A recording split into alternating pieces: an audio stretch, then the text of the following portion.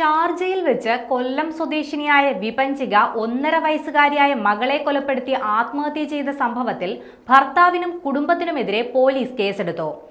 ആത്മഹത്യാ പ്രേരണാ കുറ്റത്തിനാണ് കേസെടുത്തിരിക്കുന്നത്. ഭർത്താവ് നിതീഷ്, ഭർത്താവിന്റെ സഹോദരി, ഭർത്താവിന്റെ പിതാവ് എന്നിവർക്കെതിരെയാണ് കുണ്ടറ പോലീസ് കേസെടുത്തത്. 3 പേരും ഷാർജയിലായതിനാൽ നാട്ടിലെത്തിയാൽ മാത്രമേ അറസ്റ്റ് രേഖപ്പെടുത്താൻ സാധിക്കുകയുള്ളൂ. വിവാഹത്തിന് സ്ത്രീധനം വാങ്ങിയതിന് സ്ത്രീധന നിരോധന നിയമപ്രകാരവും കേസെടുത്തിട്ടുണ്ട്. സ്ത്രീധനത്തിന്റെ പേര് പറഞ്ഞ് മാനസികമായി പീഡിപ്പിച്ചെന്നും എഫ്ഐആറിൽ പറയുന്നുണ്ട്.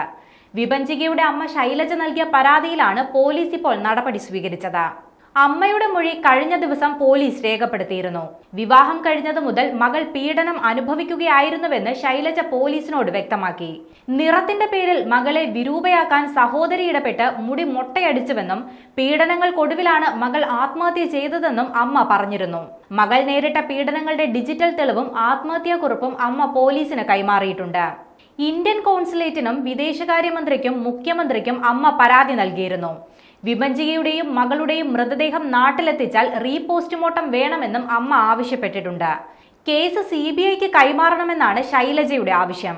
അതേസമയം കുട്ടിയുടെ മൃതദേഹം നാട്ടിലേക്ക് അയക്കില്ലെന്നാണ് നിതീഷിന്റെ നിലപാട്. ഇക്കഴിഞ്ഞ ചൊവ്വാഴ്ച രാത്രിയായിരുന്നു കൊല്ലം കേരളപുരം സ്വദേശിനിയായ വിപഞ്ചികയെയും മകൾ വൈഭവിയെയും ഷാർജയിലെ താമസ സ്ഥലത്ത് മരിച്ച നിലയിൽ കണ്ടെത്തിയത്. ദുബായിലെ സ്വകാര്യ സ്ഥാപനത്തിൽ ഫയലിംഗ് ക്ലർക്കാണ് വിപഞ്ചിക. ദുബായിൽ തന്നെ ജോലി ചെയ്യുകയാണ് ഭർത്താവ് നിതീഷ്. ഇരുവരും വേർപിരിഞ്ഞ് താമസിക്കുകയായിരുന്നുവെന്നാണ് വിവരം. കഴിഞ്ഞ 7 വർഷമായി വിപഞ്ചിക ദുബായിലാണ് ജോലി ചെയ്യുന്നത്. 4.5 വർഷം മുൻപായിരുന്നു ഇരുവരുടെയും വിവാഹം നടന്നത്.